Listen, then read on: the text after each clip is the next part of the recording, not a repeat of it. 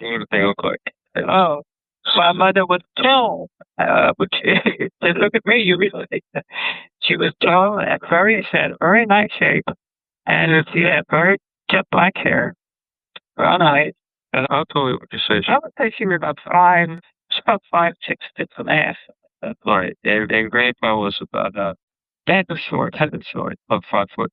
We're talking about 5'3", something 5'3". Okay. He was actually shorter than me. And he was a little stocky, yeah. Stocky built, yeah. That was a recording of Nina, daughter of Manuel and Rosa, describing her parents over 30 years ago. Thanks for joining us on Buried Threads.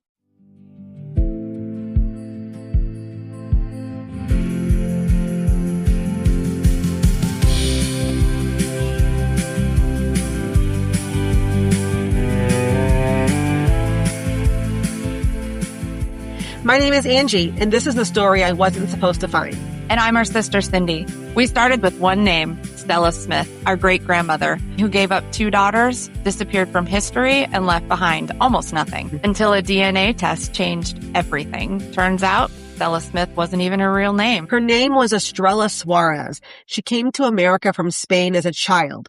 She married twice, left 2 families, and somehow managed to vanish not once, but twice from history. In season 1, we found family we didn't know existed. Season 2 is where things get more complicated. New relatives surface, new documents turn up, and some of the answers we finally found led to questions we'd never thought to ask. This is Buried Threads, a podcast about family secrets and what happens when the past refuses to stay buried. We're taking a look back at where we were about 1 year ago when we recorded our first episodes. Today, we're focusing on Manuel and Rosa, Luisa, and Estrella. Listen to this remix of Season 1, Episode 3, Manuel and Rosa, to hear how we thought they were related, where we thought they lived, and how we thought they all came together. Before the DNA surprises, before the adoptions and the disappearances, there was a man named Manuel Suarez, and there was a woman who changed his life, Rosa. It's easy to think of genealogy as documents and dates and databases, but this story, it's a love story. And like many love stories, it began in grief. Manuel Suarez came to America sometime around 1905 or 1906 from Spain by way of Cuba. Like many immigrants, he came in search of work. During this time period, the Spanish Civil War had just finished. The country of Spain was in unrest and there was not work to be found. Many people were finding their way to America. Many were being recruited specifically for their skills in the mining industry. And so mining companies would offer to pay their way and get them over here and get them jobs. Many of them expecting they would just come work for a while and send money home or eventually return, but then many choosing to stay and bring the rest of their family here.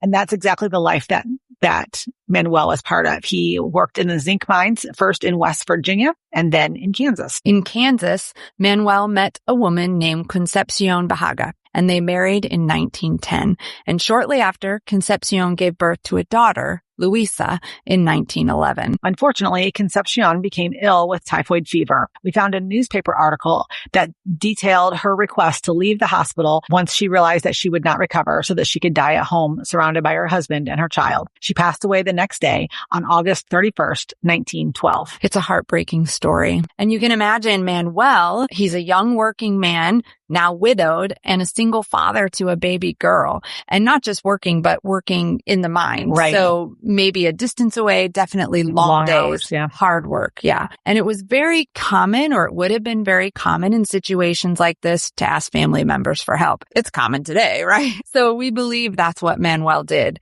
We believe that he wrote home, maybe to Spain or to family somewhere, asking for someone to send help.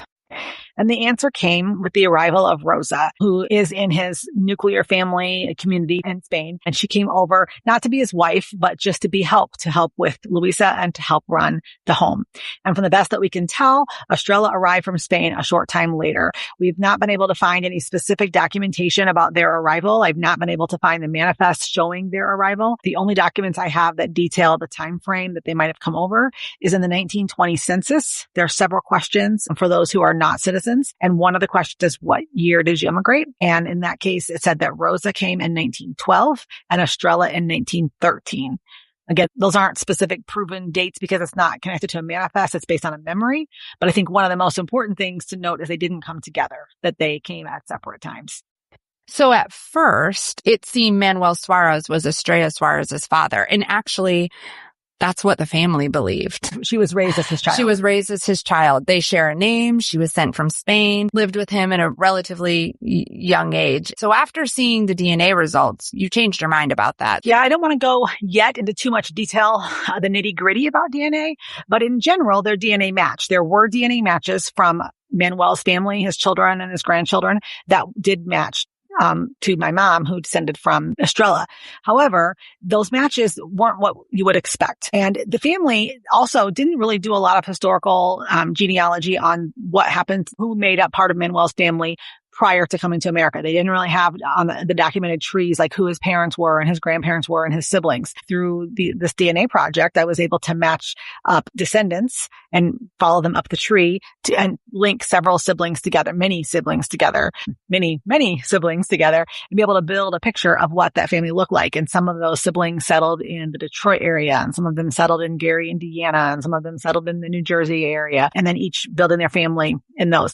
And so what that showed me is that all the DNA matches in those different lines were equal distance to my mom as the ones who were also in Manuel's line. If she was Manuel's child, Estrella, which would make my mom of Manuel's line, you would expect those DNA matches to be much closer than they were. Yeah.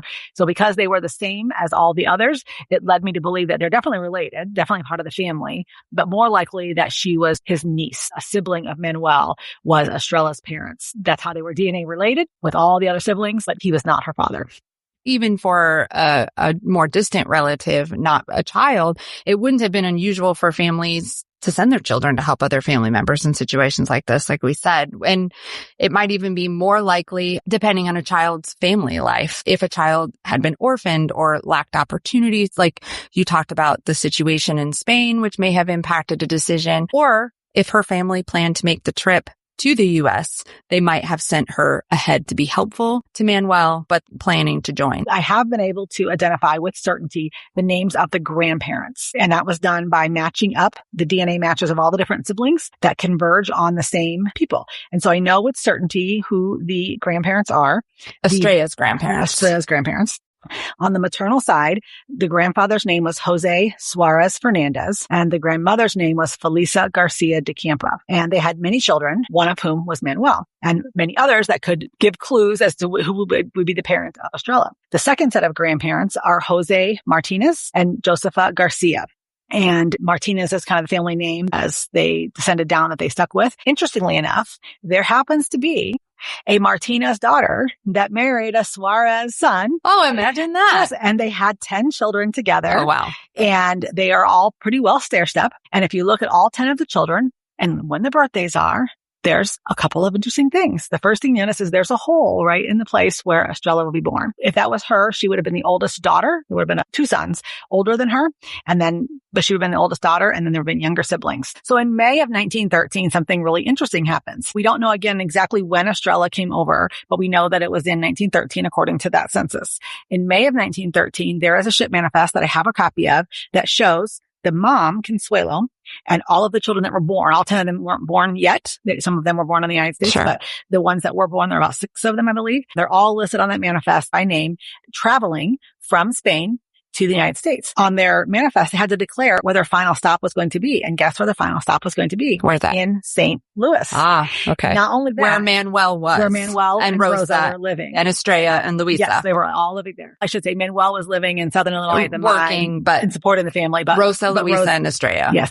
And the address that they moved to was blocks away from the address where Rosa was living with the 2 girls. They all came over. And in addition to being Consuelo and all the kids, note that father wasn't there. Consuelo and all the kids, also Consuelo's mom and dad and her siblings that were still minors that were living in their home. They all came over together and they all immigrated to St. Louis in the exact same neighborhood blocks away from where Rosa was with the girls.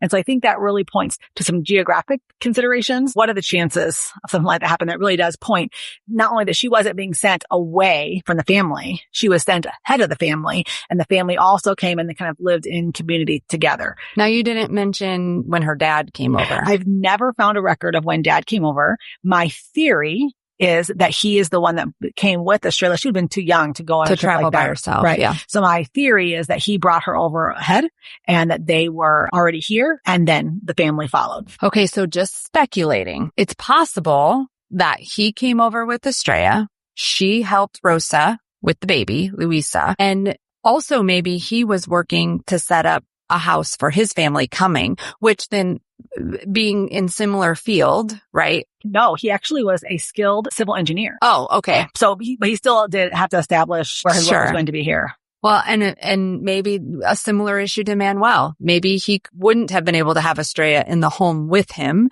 while he's working to set up, preparing for his family to come. So that's not unreasonable. Right. Although we don't have any of that confirmed. That's just conjecture. But you could see how that would be possible. Yeah. It's a little more palatable to me than an 8-year-old coming over by herself Being sent away. and being sent away. Right. Yeah. I don't think she was sent away. I think she was sent ahead. In communities like this, they lived in a broader community than just the mom, Household. dad, and 3 kids living in a home. That does make a lot of sense. We can talk more about what happens in the future, but she does end up staying with Manuel and Rosa, but maybe that was a choice of hers. Yeah. You know, having grown up in this household for a while, maybe she wanted to stay with them and travel with them. We don't know anything about We don't that. know. We don't know. That would be a guess. And then that comes back to where we kind of started with that conversation, that we don't know exactly when Rosa or Estrella arrived, other than the years they shared. Yeah.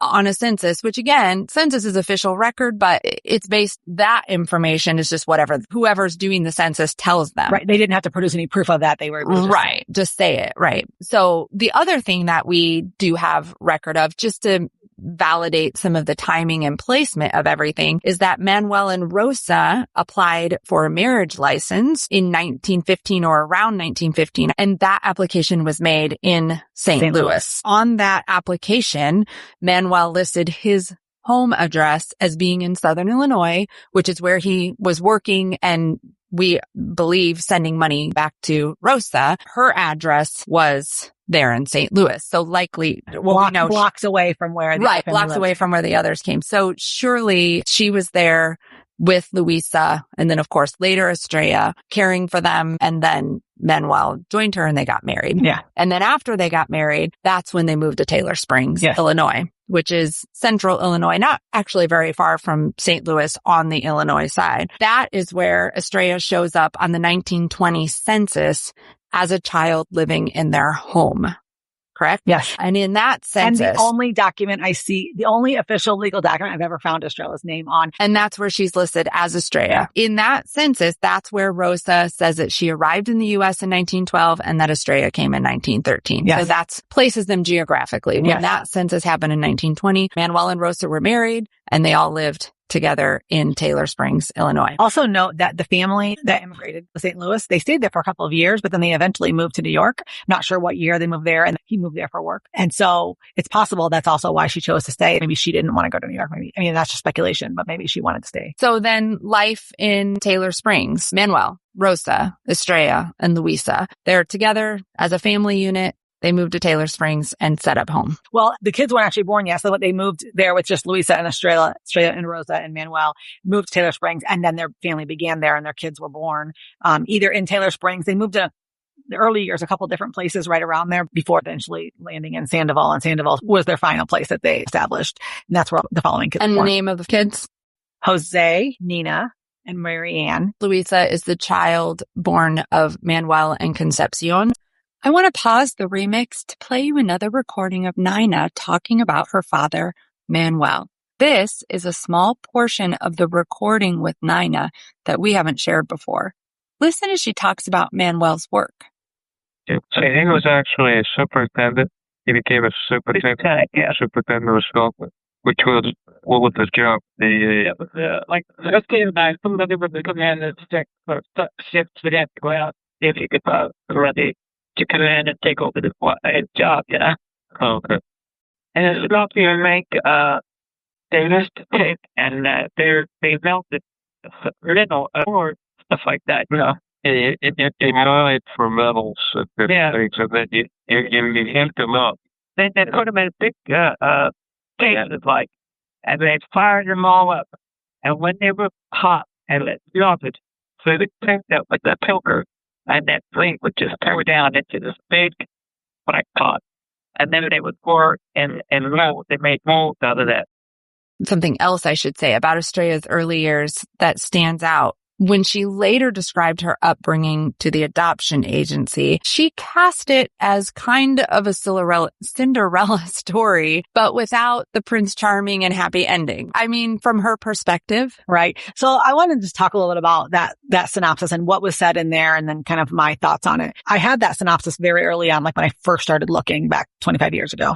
Can you believe that? And when I first read that, I took every word of that as gospel truth and tried to investigate and ferret out all the details and could substantiate almost nothing in there. Then when I found out who she really was, I kind of dismissed it all and thought, well, this is all a bunch of lies, and dismissed it completely. But as the research has continued and we've learned, there are threads of truth woven in there. And so it's really hard to discern what in it is true, what is false, what is manufactured, what is mistaken, and how the changes got made. And what even was her and maybe what somebody else heard and wrote down. So this was written by a social worker giving a synopsis of the family situation. And even if Estrella was telling the situation exactly how it was, it's a complicated family story as far as who her parents were, who her siblings were, how she came to be here, and how she lived. So let's just assume for a moment that she said everything 100% truthful. The caseworker could have made the choice to simplify it and streamline the information for the purpose of sanitizing, because in those days, adoptions were very closed. You weren't supposed to ever find out any details, or just because it was complicated. Or even if they heard it differently. Right. Yeah. Or it could also be that she had a skewed perception. But here's what the summary said. It was her mother, her and her sister, and her mother died while her sister was a baby. Didn't distinguish that there were different mothers for the different girls. After her mother died, that her father put her in the care of a family, a woman in St. Louis. And they lived in a boarding house in St. Louis. And that the father was off working and would send money back to support them. That went on for a little while. And then that his father remarried, didn't state that he was remarrying the person that was caring for her, right? And that once they remarried, that the stepmother, the exact quote was, put her out to work at a young age. Now, again, I took that initially as made her get a job. I really didn't know exactly what that was referencing. But I think that, again, understanding the bigger context of the family, I think it was really referencing just that expectation of help. And I think it really defines this murky role that she had in the family. She was thought of and loved as a child of the family, but there was also an expectation that she was there to help in a different way than maybe the other siblings there to help. Plus, she was much older, and with an age gap, there's always that feeling that you have responsibilities that maybe other kids don't have. But either way, it appears that her perspective was that she was unsure of how she fit into the family, whether she was a member of the family as a child or whether she's a member of the family as a help. And so, that may explain some of the complicated family dynamics that existed for her.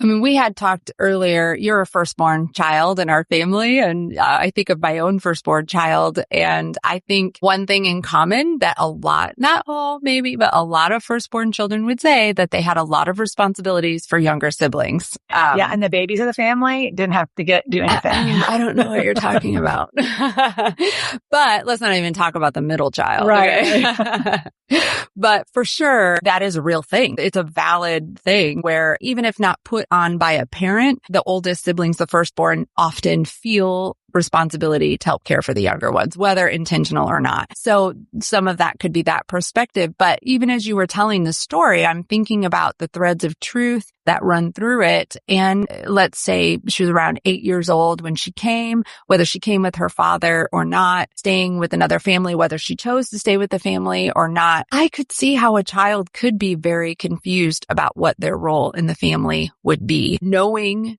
that these aren't her birth parents, that this isn't her birth family.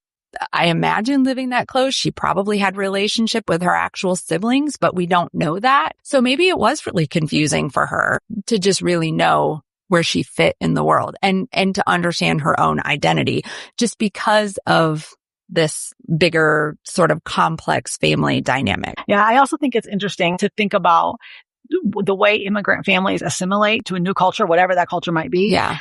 It's not linear. It's not equal for everyone. This is common with lots of different families that immigrate from different places. But typically the husband is out working. And so he's interacting in the culture of the community that he's living in at a greater level than maybe his wife, who's at home caring for the family in the house. Yeah. She usually is slower to learn the language, slower to learn the culture. And then the kids usually learn at a rapid fire pace. Kids learn at a faster rate anyways, but also they're going to school and having those interactions. Yeah. And so when I read the 1920 census, one of the things that jumped out at me One of the questions it asks in there is if they speak English, and it goes down the whole list of the family. And the only person in the family who did not speak English listed was Rosa. And so that kind of points to that same thing, that she was not maybe keeping up with how everybody else is assimilating in the family. And then the other thing I noticed is that Estrella was a student, because it asked the question if she was in school. So at that time, when she was like 15 on that census, she was attending school, which also lends credence that she was interacting as a child of the household. Sure. Not only help for the family. Yeah. But then you think about, she would have been then much older than the other kids. And she also would have been assimilating at a much more rapid pace than maybe Rosa was, which might explain some of the tension that were there. Sure. Well, whatever it was about her early childhood, we don't know the details, but whatever it was, it clearly shaped her. And interestingly, when asked about siblings, and we may have said this before, when she was giving the narrative to the adoption agency, the only sibling that she referred to was Luisa. Right. She didn't said mention she had one sibling. One sibling. She didn't mention the other children of Manuel and Rosa, even though she would have grown up in the household with, they would have been born while she was living in that household. She didn't refer to them as half siblings or siblings at all. And then, of course, this other family, her birth family, she didn't refer to them either. And that might speak to some of her feeling displaced. The person that was probably this sibling figure, who was probably the longest in her life and the most constant, would have been Luisa. Yeah. So maybe that helps give some of that picture. Well, I think it kind of speaks to that. Even if she was fully embraced as a child member of the family, which by all accounts that she was, she would have not fit in fully, but not fully fit in the family that she came from either. It would have really put her in this precarious place of where do I fit in and where do I belong? Yeah. So there's a little more to say about Luisa. Yes. So Luisa is definitely a thread worth pulling. When Estrella gave her narrative to the adoption agency, she mentioned that she had one sister, Luisa, that Luisa had married and moved to California and then died. Well, that was not true. That was surprise. Pretty early on proved none of that was true. Yeah. Luisa didn't die until the 1970s. That was an errant thing. And one of the reasons why I wanted to dismiss that whole narrative, because clearly this wasn't true. Right. But what did strike me is interesting is if you put a timeline together of all the things that are happening, by the time she was giving this information to the adoption agency, would have been long after she left her home in Taylor Springs and around the same time that Luisa was getting married. In other words, Luisa didn't get married until after Estrella left Taylor Springs. So how did she know that she got married? How did she know that she moved to California? Because those parts were true. She did get married in West Virginia. She did have a son in West Virginia, and they did move to California about the same time that she was having this conversation with the agency. How would she have known that? So Estrella had to be in communication with Luisa or with someone who could keep her up to date on Luisa. Yes. And clearly they must have had a closer bond because she's the only one she refers to as family. So we just would assume that it would be Luisa directly. Yeah. So I also think it's interesting. I want to mention this before we move on, that whether it was intentional or whether it was more of just a way of hiding from where she was running from. But if you think about it, every place that she ran to, she also walked away from her culture, because when she reemerged as this new person, she was not claiming her Spanish heritage. She was not claiming her Spanish name, and she wasn't keeping in contact with her Spanish community. She was basically entering a different world that denied all of that relationship, all of that heritage. And I just find that interesting. Again, whether that was intentional or whether that was just more of a way of hiding from people, that if she stayed connected, then they might know who she is or where she's from. And as far as what the family believed was that Manuel and Rosa and Emilio and Mary Rose were in contact with each other after Estrella left. And we can talk more about that details later. Emilio and Estrella lived right next door. Right. When she left. Yeah, exactly. Yeah. And so while everybody else in the family didn't know anything about Estrella after she left, maybe Luisa did. And that's something to chase down. And like you said, you found that Luisa has moved around a lot. She was in California, Pennsylvania, New Jersey. Mm-hmm. Maybe not in that order. She died in San Francisco. She's buried there near her son, Alfredo, who is in the military. And her obituary mentions 3 grandchildren. And the way I was able to verify that particular Luisa and Alfredo, because their names are relatively common. Luisa Garcia was her married name. Yeah. That's a relatively common name. I wanted to verify that Luisa was the right one. So when Alfredo died, Alfredo was a veteran. And so he had application for a federal or for a military headstone. And that application had to be filled out by a family member. And it was filled out by Joe Suarez, which is Manuel's son, in Sandoval, Illinois, with that address. Oh, interesting. He was the one that filled it out to make the application for the headstone.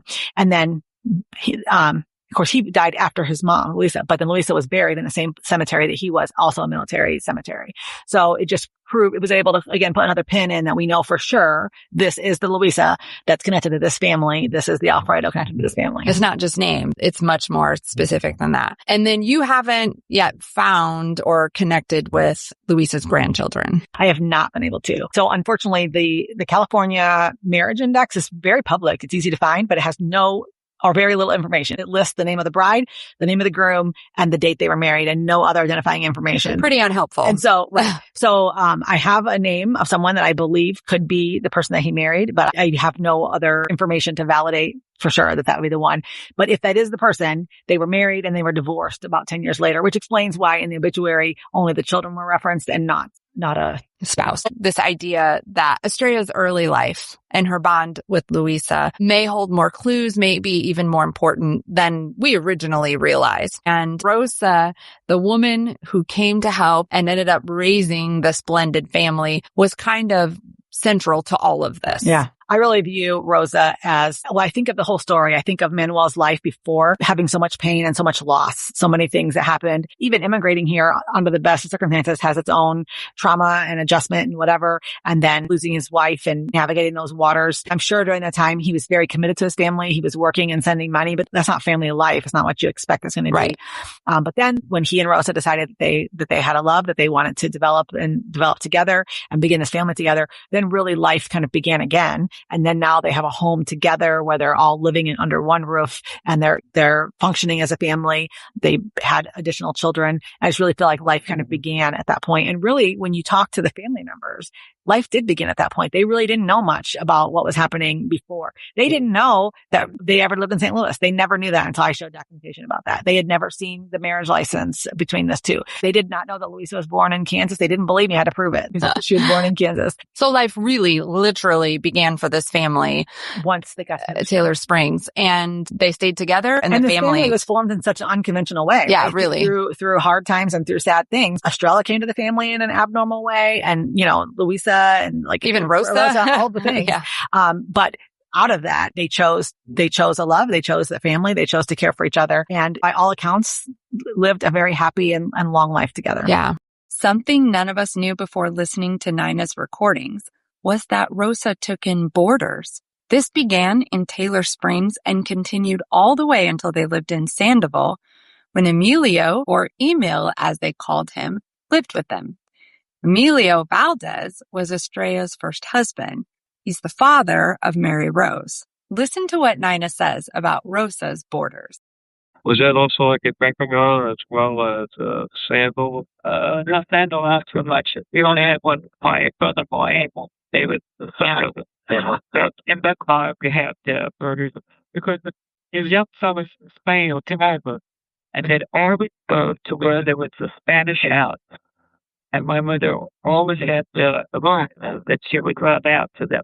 Well, they Spanish people. Those were Spanish young fellas. Young fellas from Spain. Yeah. Were they coming over there to work in the smoke? That's right. Yeah. So they actually came and then they lived there. Yeah, in fact, the owners of the factory, they wanted them to come because they were big workers. Yeah. They worked. So what are some of the questions, if we can narrow it down, what are some of the questions that we're left with this week? There is more for us to know about Manuel and Rosa, about their backgrounds and their story in general. And Luisa, if we could connect with her grandchildren, maybe we could gain some insights into her relationship with Estrella. If Estrella had any contact with Luisa, they might hold information about that. It's getting to the point now.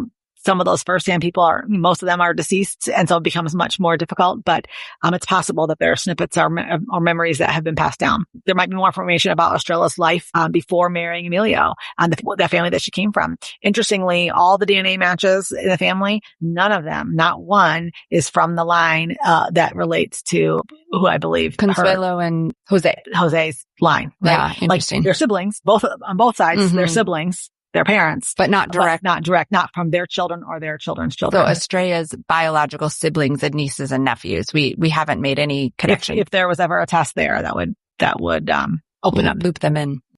In season 2, episode 7, we heard Nina tell us even more about Manuel and Rosa, how they knew each other in Spain, and how Manuel's brother, Alfredo, had a hand in sending Rosa to find Manuel in St. Louis. Once again, the story wasn't exactly what we or the rest of the family thought it was. Season 2, episode 8, we talked to Paul, grandson of Estrella, who grew up knowing Manuel and Rosa. He also had stories to share.